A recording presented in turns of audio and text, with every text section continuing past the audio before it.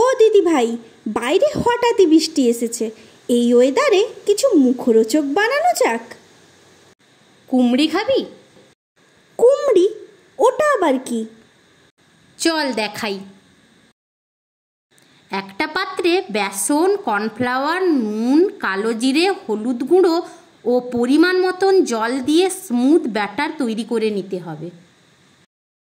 কুমড়ি মানে তো কুমড়ো দেয়া হবে, আমি কেটে ফেলি। কুমড়ো তো লাগবেই। এবার কাটা কুমড়োগুলো ধুয়ে নিয়ে ওর মধ্যে নুন, লঙ্কা গুঁড়ো মাখিয়ে কিছুক্ষণ রাখবো। এদিকে কড়াইতে তেল গরম হতে দেব।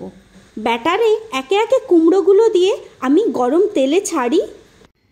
হ্যাঁ, তুই কুমড়োগুলো দে, আমি এবার মিডিয়াম আঁচে এপিট ওপিট করে লাল করে ভেজে নিই।